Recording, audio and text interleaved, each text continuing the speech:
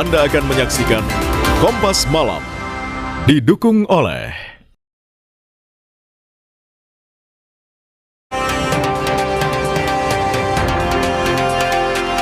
jelang ekshumasi jenazah Sutrimo, penjagaan ketat dilakukan di sekitar makam di Desa Vlahar, Banyumas, Jawa Tengah.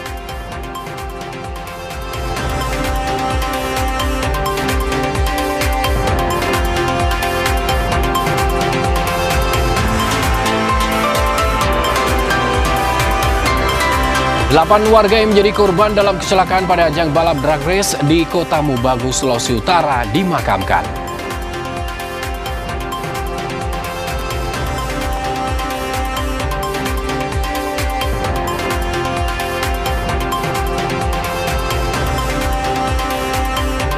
Iran dan Amerika Serikat saling menuntut kompensasi atas kerugian yang ditimbulkan akibat perang. Saling tekan terjadi setelah negosiasi damai kembali buntu.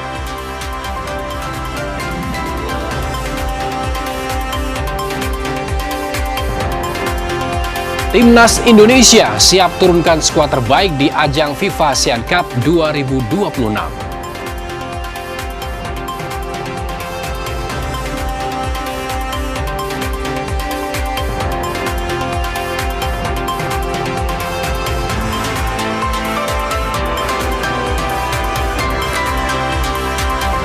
Gara-gara kesulitan mendapatkan air bersih imbas sumber air mengering, sejumlah warga di Grobogan, Jawa Tengah terpaksa mengkonsumsi air yang kotor dan berbau.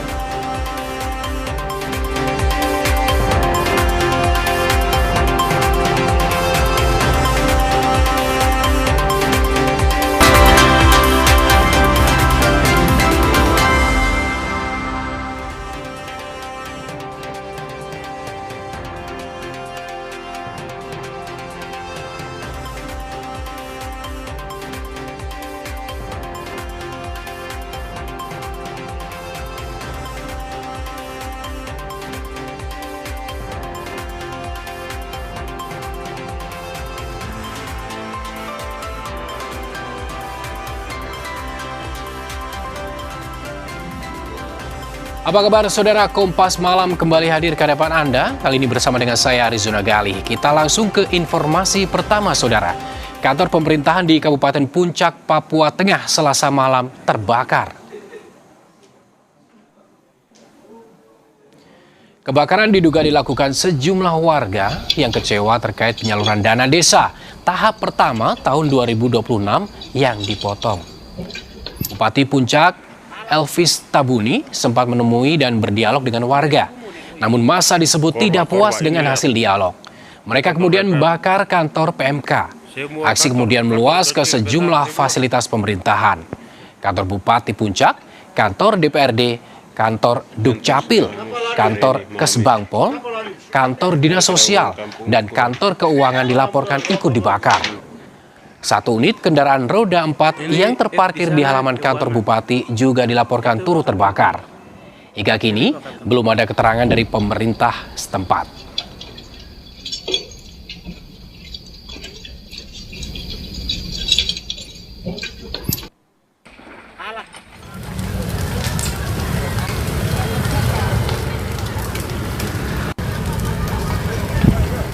Sebuah bengkel las di Samarinda, saudara, di Kalimantan Timur terbakar diduga ditinggal pemiliknya saat sedang memasak. Banyaknya material mudah terbakar membuat api cepat membakar seluruh isi bengkel las yang berada di Jalan Padat Karya, Samarinda, Kalimantan Timur. Salah satu warga bilang, api pertama kali terlihat dari dapur di bagian belakang bengkel. Api dapat dipadamkan dalam waktu 30 menit setelah petugas damkar tiba di lokasi. Tidak ada korban dan petugas masih menyelidiki penyebab pasti kebakaran.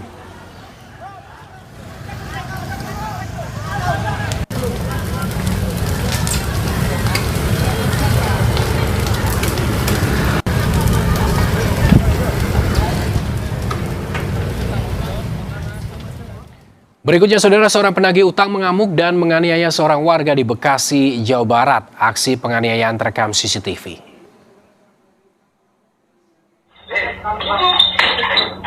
Jangan baca ke gue lagi baik lo. Aksi penganiayaan dilakukan saat pelaku menagih utang di kawasan Pekayon Jaya, Bekasi, Jawa Barat. Pelaku diduga emosi lantaran tak bisa menemukan pacar korban yang diduga belum membayar cicilan mobil selama 9 bulan. Polisi yang tiba di lokasi langsung bawa korban dan pelaku untuk pemeriksaan lebih lanjut. Pelaku kini ditahan di Polsek Bekasi Selatan.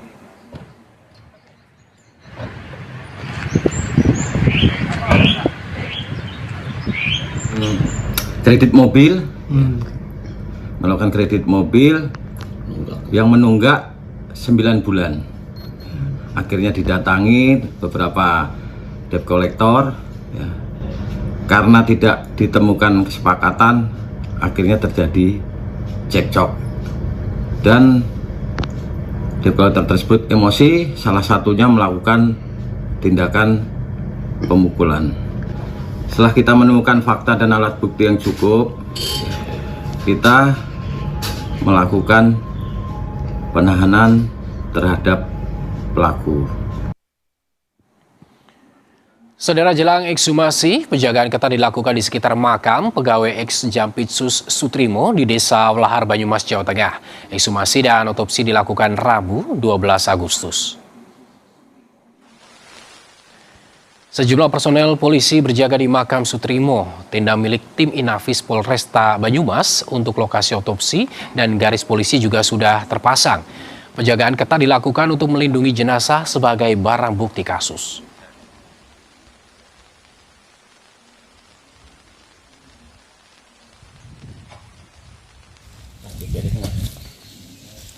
Komisi 3 DPR memastikan akan mengawal kasus kematian Sutrimo, pria yang bekerja sebagai Karungga ex-Jampitsus Febri Adriansyah. Anggota Komisi 3 DPR RI Hinca Panjaitan meminta polisi menuntaskan kasus kematian Sutrimo secara transparan. Hinca mengakui misteri kematian Sutrimo membutuhkan penyidikan berbasis saintifik agar hasilnya akurat sehingga bisa memakan waktu.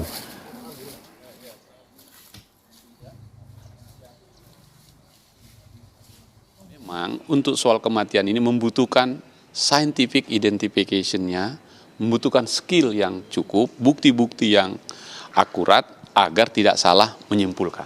Jadi kita hormati proses penyidikan ini, tapi kita minta tuntaskan sampai selesai.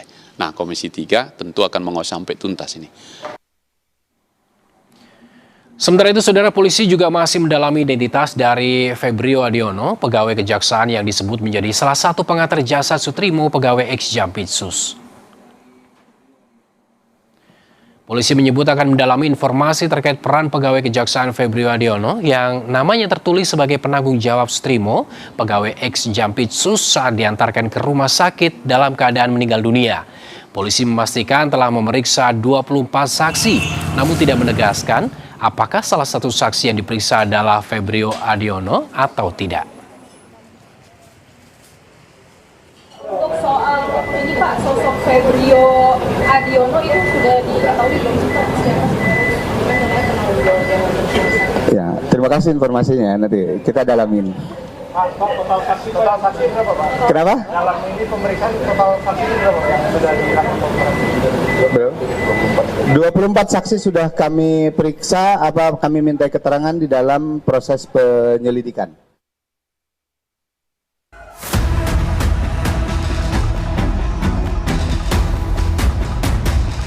Inginnya sih pengen tahu kepastian kematian Pak Sutrimo. Apakah yang diberitakan itu benar atau salah? Pengusutan kematian pegawai ex-Jampitsus Febri Adriansyah Sutrimo memasuki babak baru. Kasusnya kini telah naik ke tahap penyidikan. Polisi bakal melakukan ekshumasi terhadap jenazah Sutrimo yang dimakamkan di kampung halamannya di Banyumas. Ekshumasi guna mengungkap penyebab pasti kematian Sutrimo. Kami sudah meningkatkan ke proses penyidikan. Insya Allah hari Rabu lusa kami akan melakukan ekshumasi di Banyumas. Mudah-mudahan nanti dari hasil ekshumasi kita bisa menemukan dan kita bisa menyimpulkan apa yang menjadi penyebab dari kematian yang bersangkutan. Kan sebagaimana laporan polisi yang kami terima itu adalah pasal pembunuhan ataupun pembunuhan berencana. Keluarga Sutrimo mengaku siap menghadapi proses ekshumasi. Namun kini mereka masih fokus pada pemulihan psikologi Ibu Sutrimo. Keluarga menegaskan akan menerima apapun hasil dari pengusutan yang dilakukan polisi. Sekarang itu lebih kepada mendampingi psikologi ibu. Prinsipnya kalau misalnya keluarga sekarang sudah tatak, tinggal nunggu hasil ekshumasi. Pihak keluarga sudah memberikan pernyataan tidak akan menolak atau apapun, tapi memang pihak keluarga memutuskan untuk kehadirannya hanya diwakili oleh saya. Ekshumasi jenazah Sutrimo dijadwalkan digelar Rabu 12 Agustus 2026. Persiapan jelang ekshumasi masih terus dilakukan di area TPU Bantar Agung Desa Ulahar, lokasi makam Sutrimo. Hingga kini polisi telah memeriksa 24 orang saksi dalam proses pengusutan kasus kematian Sutrimo. Tim Liputan Kompas TV. Terkait persiapan jelang ekshumasi jenazah Sutrimo yang dijadwalkan berlangsung pada hari Rabu, kita telah tersambung dengan jurnalis Kompas TV, ada Gesi Lutfia dan juru kamera Heri Widodo di Banyumas, Jawa Tengah. Selamat malam, Gesi. Gesi, mekanisme ekshumasi akan seperti apa? Dimulai jam berapa, Gesi? Dan apakah keluarga dilibatkan mengawal ekshumasi ini? Ya, selamat malam Galih dan juga saudara. Untuk prosesi ekshumasi memang sudah terlihat persiapan mendetail begitu ya dari hari ini. Dimana kalau kami lihat dari siang sampai dengan malam hari ini proses masuknya kebutuhan-kebutuhan seperti tenda, kemudian juga kebutuhan lainnya serta garis polisi ini sudah mulai disiapkan sejak tadi pagi.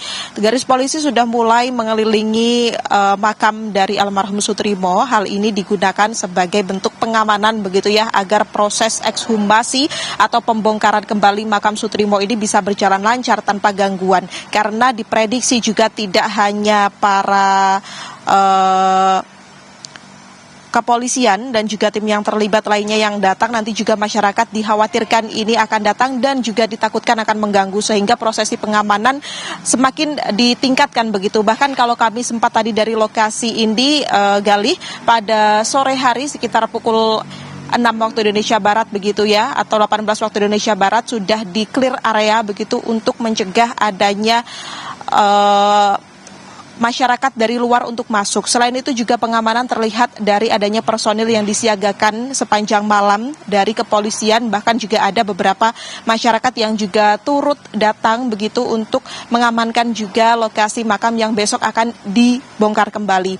Untuk prosesi ekshumasi Galih besok akan dimulai sekitar pukul 10 waktu Indonesia Barat dengan prosesi mulai dari briefing begitu ya tim-tim terkait, kemudian nanti akan dilanjutkan dengan doa bersama sebelum pembongkaran dilakukan, baru nanti akan ekshumasi ini dilakukan, pembongkaran dan juga penyidikan begitu dari pihak kepolisian, baru nanti akan ditutup kembali dengan doa. Harapannya tidak hanya dari pihak kepolisian namun juga keluarga yang tentunya terlibat, dan kabarnya juga memang besok ada perwakilan keluarga didampingi kuasa hukum almarhum yang akan datang ini, bisa memang secara spesifik ekshumasi untuk esok hari ini membuktikan penyebab dari meninggalnya Sutrisno. Ini yang kemudian menjadi harapan terbesar, Galih. Baik, terima kasih Gesi Luvia atas laporan Anda langsung dari Banyumas, Jawa Tengah bersama dengan juru kamera Heri Widodo. Terima kasih, selamat bertugas kembali. Kita ke informasi selanjutnya, saudara. 8 warga yang menjadi korban dalam kecelakaan pada ajang balap drag race di Kota Mubagu, Sulawesi Utara dimakamkan. Sejumlah korban lain masih menjalani perawatan di sejumlah rumah sakit. Proses pemakaman korban balap drag race dihadiri sejumlah pejabat pemerintah Kota Mubagu bersama jajaran Forkopimda. Beberapa panitia kegiatan drag race juga turut hadir menyampaikan belasungkawa dan memberikan dukungan kepada keluarga korban. 8 warga Kota Mubagu meninggal setelah sebuah mobil balap ataupun mobil pebalap saudara kehilangan kendali dan menabrak kerumunan penonton hari Minggu 9 Agustus. Hari ini kita fokus untuk keluarga yang berduka, yang meninggal dunia. Tentu secara pribadi kami juga telah melakukan langkah-langkah untuk membantu. dan kita juga fokus pada yang masih dirawat di rumah sakit. Ya, semoga cepat disembuhkan. Kita akan menjamin bahwa keluarga korban atau korban yang ada di rumah sakit akan kami kawal sampai insya Allah sampai sembuh. Saudara, Iran dan Amerika Serikat saling menuntut kompensasi atas kerugian yang ditimbulkan akibat perang. Saling tekan terjadi setelah negosiasi damai kembali buntu. Selengkapnya usai jeda.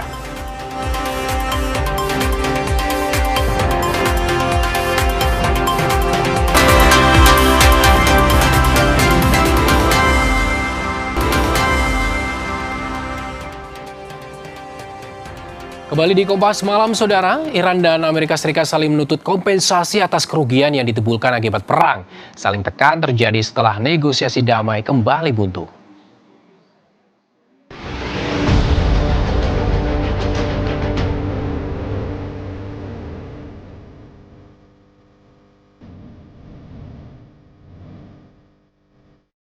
Negosiasi Amerika Serikat dan Iran masih buntu.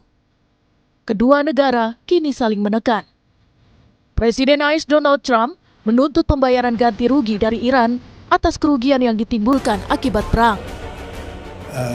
They asked for reparations, you might say, or they asked for money for the damage that we've done. I said, that's a good idea. Well, we're going to ask for money for the damage they've done over a 50-year period.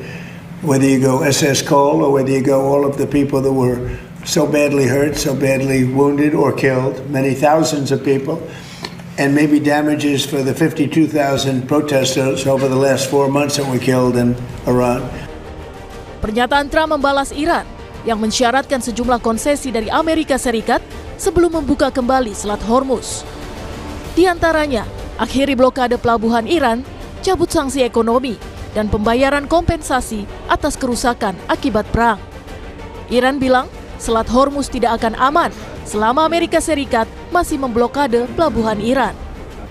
آدمی که محاصره دریایی آمریکا ادامه داشته باشه طبق قطعنامه 3314 مجمع عمومی سازمان ملل متحد، محاصره دریایی از این جنس به مثابه عمل تجاوزکارانه است. مادامی که سایر نقض‌های آمریکا تداوم داشته باشه، خب شرایط لازم برای این که بگیم تنگه هرمز تبدیل به یک آبراه امن شده وجود نخواهد داشت. Saling tekan AS Iran semakin mempersulit upaya pembukaan kembali Selat Hormuz untuk pelayaran komersial. Semakin lama Selat Hormuz tertutup, semakin besar ancaman bagi pasokan energi global.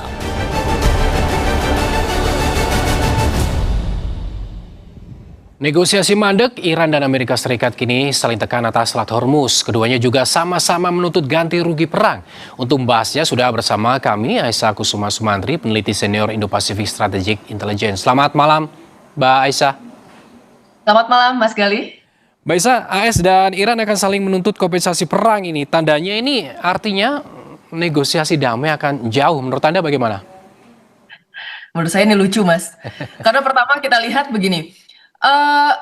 Baik Iran maupun Amerika Serikat ini kan sama-sama kemudian menuntut ganti rugi perang karena adanya kebutuhan finansial. Pertama itu, kita harus pahami bahwa Amerika Serikat meskipun mereka merupakan negara terbesar di dunia dengan kekuatan angkatan udara dan angkatan laut yang kemudian paling kuat, akan tetapi sebenarnya anggaran pertahanannya ini juga bukan bottomless pit atau bukan sesuatu yang tidak dasar ya, ada batasnya gitu. Apalagi kita tahu bahwa sejak kemudian beberapa waktu yang lalu Kongres ini sudah berusaha untuk mencegah adanya request baru dari Department of War untuk mengajukan tambahan perang yang awalnya 200 miliar US dollar berkurang jadi 80 miliar US dollar. Terakhir itu malah meningkat jadi sekitar 1,5 triliun US dollar. Jadi bayangkan sebenarnya mereka saat ini juga sebenarnya tengah kesulitan dari segi keuangan.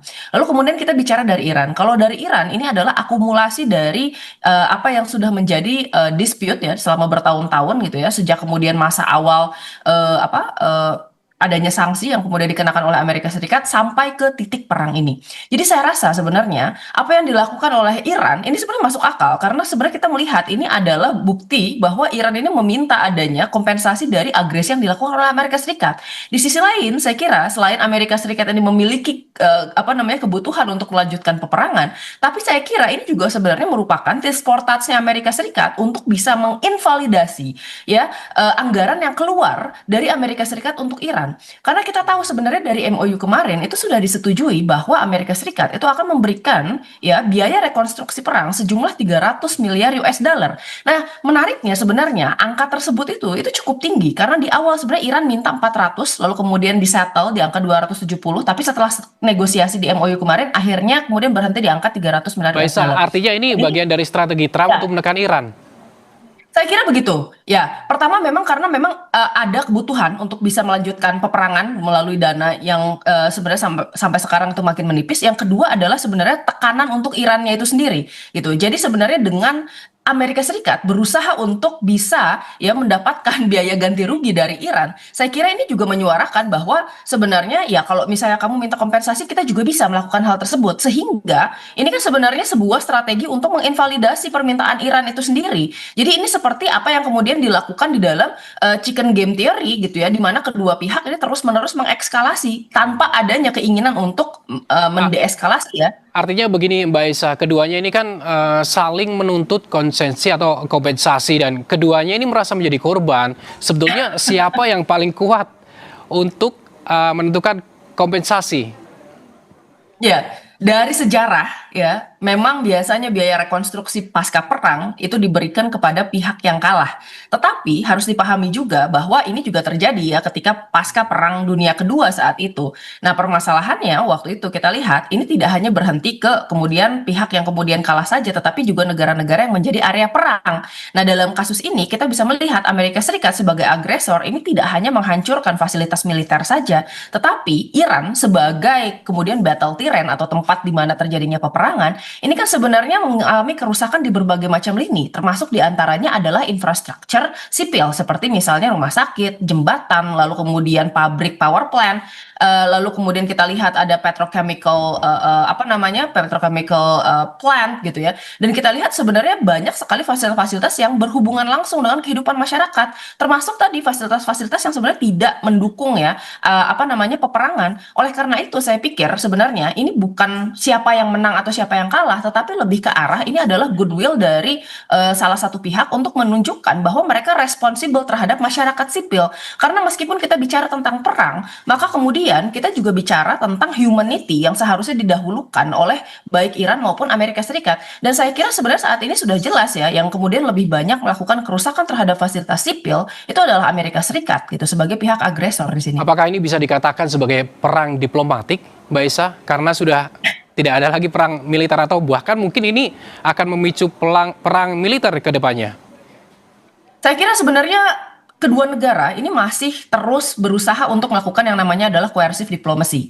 Dalam artian mereka tahu bahwa kemenangan sepertinya sulit untuk didapatkan melalui jalur militer. Kenapa? Karena secara resources ini sudah tidak memungkinkan dari sisi Amerika Serikat. Dan Iran pun memiliki batasan dalam hal ini. Ya. Lalu kemudian dari segi ekonomi, saya kira Amerika Serikat juga sangat terdesak. Karena apa? Karena Iran setiap kali kemudian ada sesuatu yang kemudian yang terasa sebenarnya mengganjal gitu ya, atau kemudian serangan agresi dari Amerika Serikat atau pelanggaran dari Amerika Serikat, hal pertama yang dilakukan oleh Iran itu adalah menutup Selat Hormuz, dan itu terbukti efektif. Dan saya rasa sebenarnya ada batasan di mana kemudian ekonomi juga bisa ya bertahan di dalam kondisi seperti ini. Dan dalam sejarahnya sebenarnya resilience ya negara-negara dengan sistem totalitarian dibandingkan dengan sistem demokrasi, negara dengan sistem demokrasi ini akan lebih cepat goyah.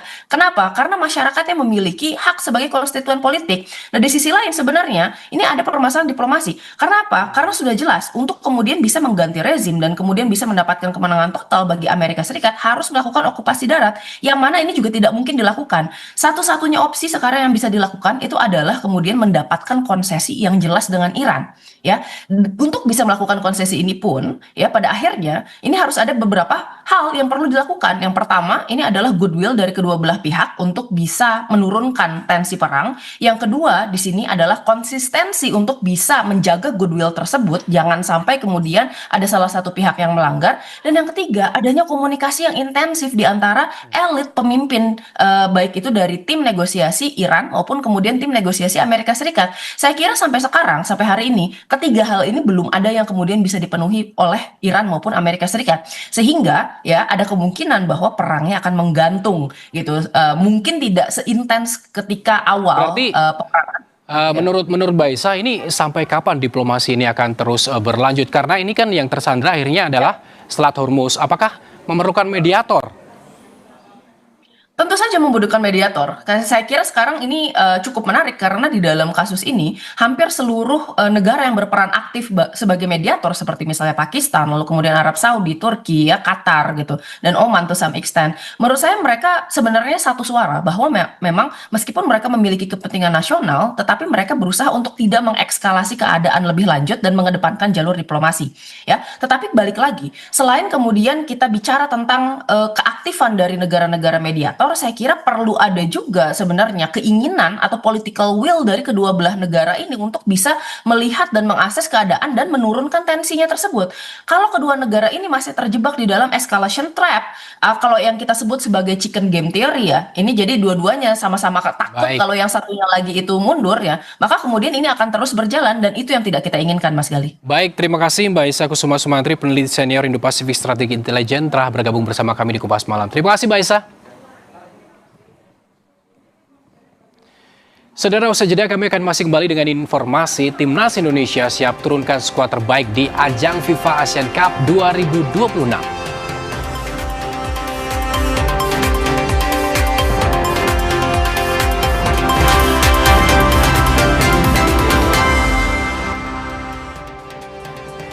Terima kasih masih bersama kami di Kompas Malam. Saudara, penjagaan ketat dilakukan di sekitar makam Sutrimo jelang ekshumasi di Desa Ulahar, Banyumas, Jawa Tengah. Ekshumasi akan dilakukan Rabu 12 Agustus besok. Sejumlah personel polisi berjaga di makam Sutrimo, tenda milik tim Inafis Polresta Banyumas untuk lokasi otopsi dan garis polisi juga sudah terpasang. Polisi menyebut makam Sutrimo dijaga ketat karena menjadi bukti penting untuk menguak tabir kematian Sutrimo.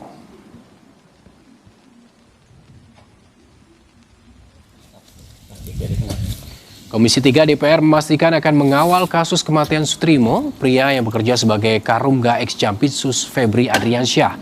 Anggota Komisi 3 DPR RI Hinca Panjaitan meminta polisi menuntaskan kasus kematian Sutrimo secara transparan. Hinca mengakui misteri kematian Sutrimo membutuhkan penyidikan berbasis saintifik agar hasilnya akurat sehingga bisa memakan waktu. Proses ekshumasi Sutrimo yang akan berlangsung 12 Agustus jadi rangkaian penyidikan yang bisa mengungkap penyebab kematian Sutrimo.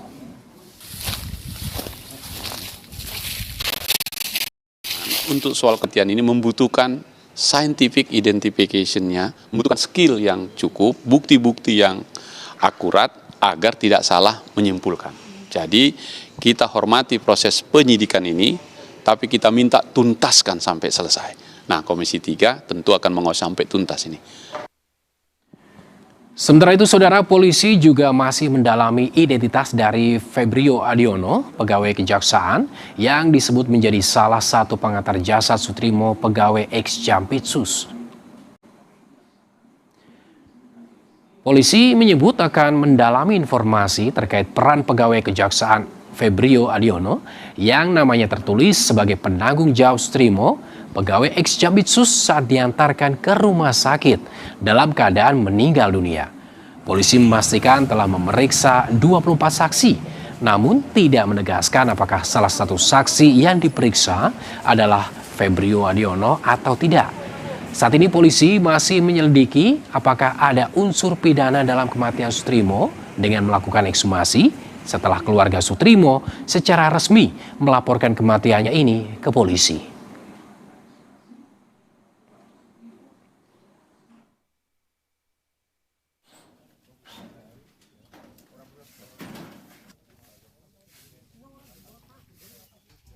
Untuk soal ini Pak, sosok Febrio Adiono itu sudah diketahui belum sih Pak?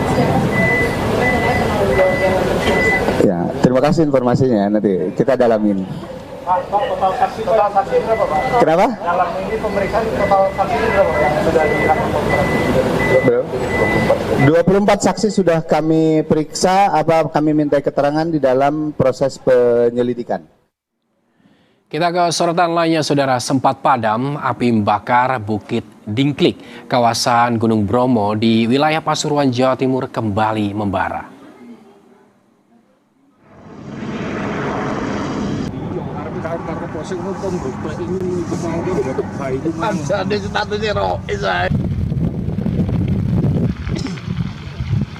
Titik api berada di Bukit Dingklik, Kabupaten Pasuruan.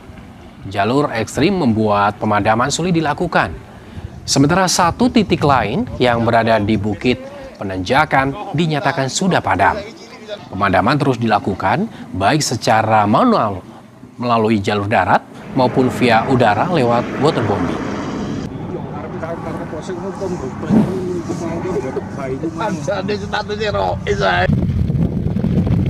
Kemarin itu sempat padam, tetapi mungkin ya karena pembahasannya masih kurang, jadi ada beberapa sisa-sisa kebakaran itu mungkin muncul kembali.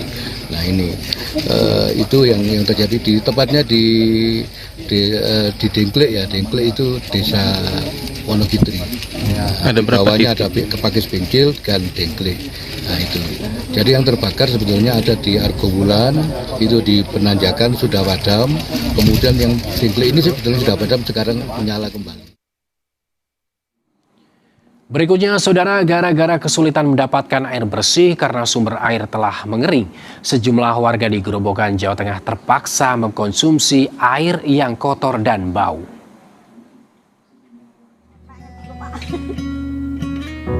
Sudah 2 bulan lamanya, warga desa Ketro Grobogan, Jawa Tengah kehilangan sumber air bersih yang mengering.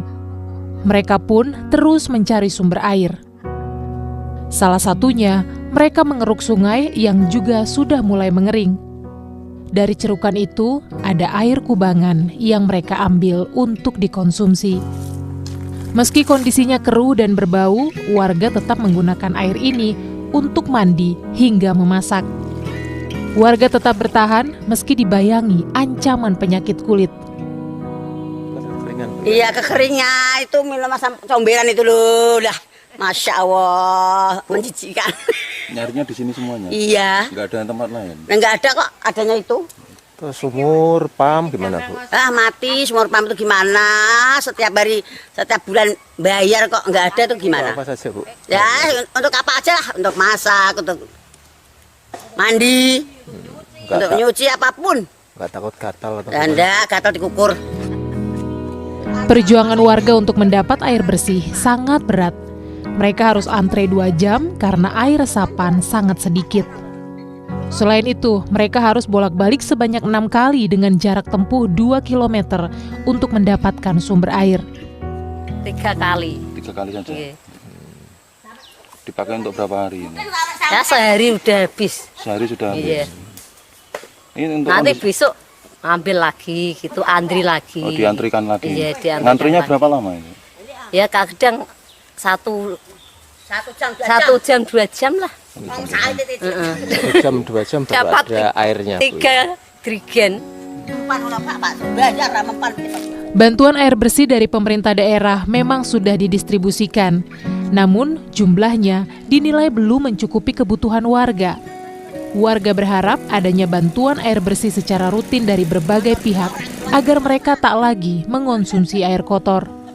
Rifai Handoko, Kompas TV, Grobogan, Jawa Tengah. Saudara, usai jeda kami akan masih kembali dengan informasi. Varienar dikabarkan telah capai kesepakatan pribadi bersama tim asal ibu kota Persija Jakarta.